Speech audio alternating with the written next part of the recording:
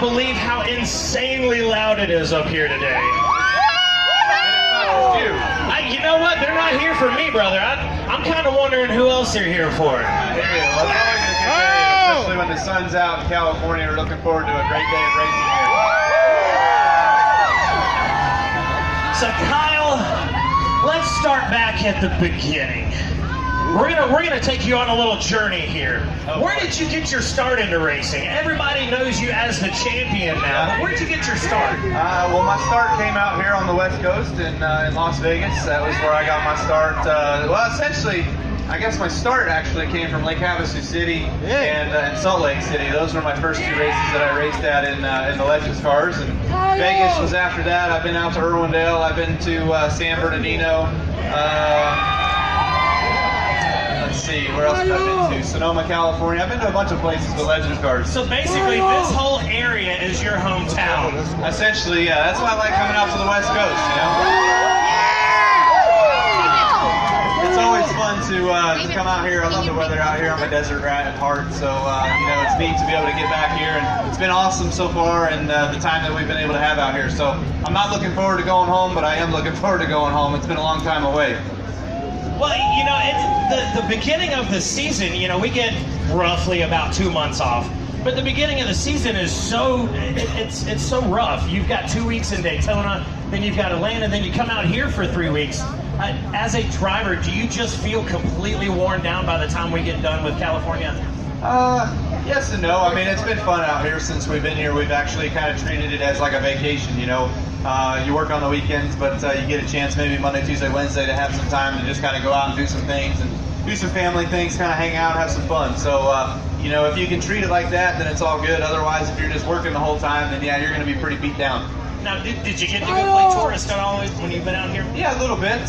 Between Vegas and between Vegas and Phoenix, we went out to the desert and played in the sand cars and stuff like that. And then after that, we went to came out here to California, spent some time out here, playing with some family and some friends, going out to dinner, going to some comedy shows in LA, and then of course too, we took Brexton to Disneyland. So apparently they like Disneyland. It was fun though. We had a good time doing that, and just kind of getting a chance to you know, play mom and dad for a week. Well, you know, now Samantha, she loves to post stuff to Instagram and all that. And we saw Brexton's first roller coaster ride. How did, I mean, it looked like he was doing good, but she wasn't faring so well. Yeah, she didn't like it, but no, he did great. He loves anything with speed. It's crazy. I don't know where he gets it. But so far so good. Everything we put him on, whether it's been the go-kart or the mini cup car or a ride at Disneyland, he loves the speed of it and loves the G-forces of it, I guess, and so he has a fun time with it. Mama, on the other hand, she's not so certain that she enjoys it as well. So it's all good though. We liked it, and get a chance to give him more experiences and touch and feel and sense and all that stuff. You know, it's just gonna get him going and learning and building that big old head of his a little quicker. Kyle, look over this way. We all know that Samantha, her nickname for Brexton is her little chunker. Yeah. Do you have any nicknames for him?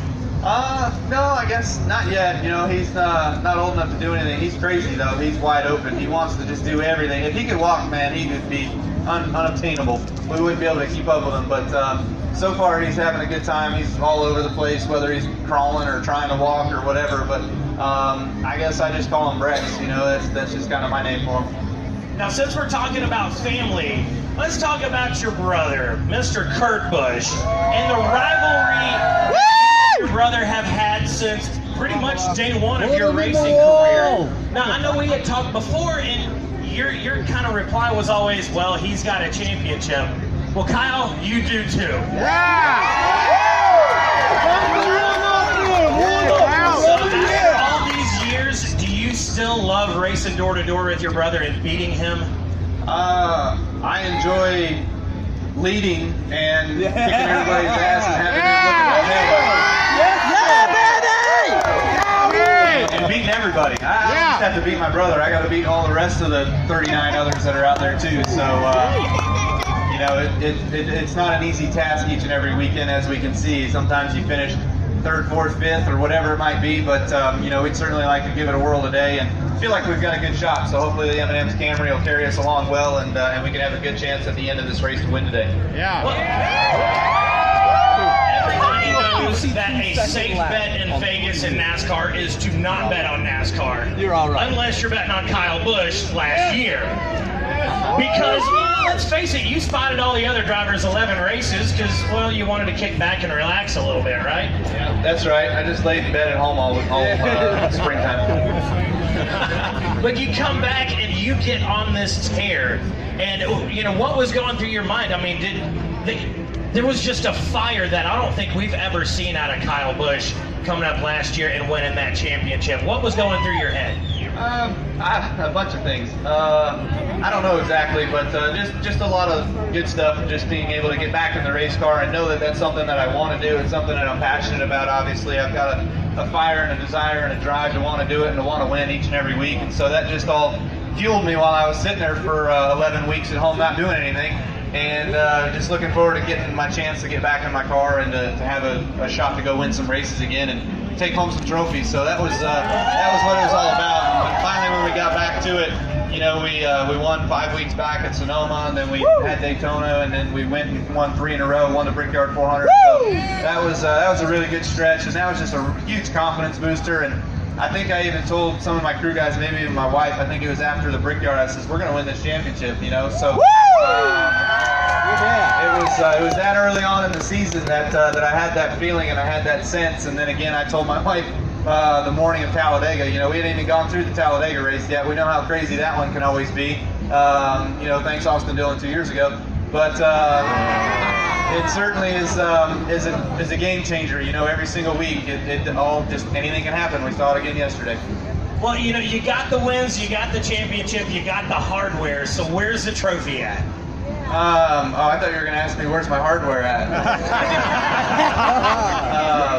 My hardware that got the hardware is all at home. It's sitting next to each other with the trophy. So you know, it's pretty cool. Each and every day you wake up in the morning or you go to bed at night, you get the chance to pass by it and check it out and think back and reminisce and be like, man, we did it. You know, so that's pretty cool.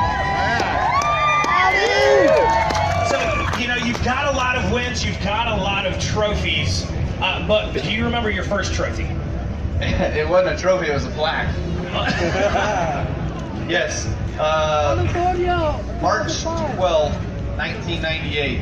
I won my first race in a Legends car. It was back at Vegas Bullring, and they just gave out these plaques that were about yay big and said winner.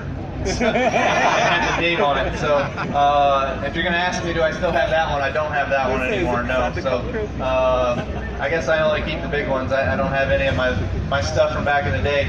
My stuff from back in the day, man, I won like 35, 45 races a year. You know, so there would have been an awful lot of trophies or plaques hanging up on the wall. So you know, we tended to let those ones go, and I have all the big stuff from NASCAR's top 3, let's say. So now you get to centerpiece it all out with your championship trophy. But what is your most memorable win? I don't know. There's been a lot of them, and it's so hard to pick your favorite one. But you know, if you think of the whole weekend, obviously being able to do the Bristol Sweep, that was a huge weekend. Accomplishing that, you know, being able to win the truck race, Xfinity race, Cup race, all on the same weekend. There's a lot that goes into winning these races, and to be able to do that is pretty awesome. I think otherwise, you know, my biggest win probably right now to date is the Brickyard 400 last year. So that one there was pretty cool, and you know, even Jeff Gordon told me something about welcome to the club or something like that. You know, and finally being able to bring home one of the big 3 wins in the sport, which I don't know if he meant that the Coca-Cola 600 was the 3rd biggest, or if Darlington's the 3rd. I thought Darlington, the Southern 500, was the 3rd biggest. So I don't know. I've got Darlington, the Southern 500, and I've got the Brickyard 400. So now we need some Daytona 500. Yeah. You know, I would say if anybody could do it, you could. And you've had so much success at you know, across the board and in pretty much every track that you've ever raced on. But out of every single track that you've been at, whether it be in a different series, what's your favorite racetrack? Good question again. I mean, there's a lot of them too. So I'd say my favorite of all time has always been Charlotte. I don't know why. I remember growing up over the years just watching races there on TV, the night races. It was the first speedway that had lights. And so to watch the All-Star race there in '92 with Earnhardt and Kyle Petty and Davey Allison all going at it, and the big wreck and everything that happened, and then the years after that, and finally getting my chance to race at all these different racetracks.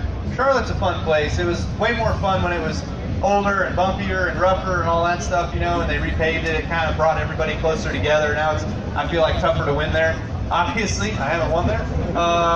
So otherwise, I love going to Bristol. I love coming to California. Las Vegas is a good one for me. Richmond, I'd say, so there's a bunch of places that I like. So whenever you win the race today, I don't like to say if, I like to say when, because, well, let's face it, we're talking to the champ right here. When you win the race today, and this becomes, your favorite track, at least for the week, what's the first thing you're going to do when you cross that start-finish line and take the checkered flag? I mean, past that, you may do a burnout. I don't know if you've got enough gas to do it. Depends on fuel mileage, all that sort of stuff, But we'll see how it goes. I was really looking forward yesterday to doing a burnout and blowing out 3 of my tires where I only had 1 left. But it didn't quite happen that way. So maybe we can try that again another day. Well, if there is anybody that can teach a burnout clinic, it would be Mr. Kyle Busch. Ladies and gentlemen.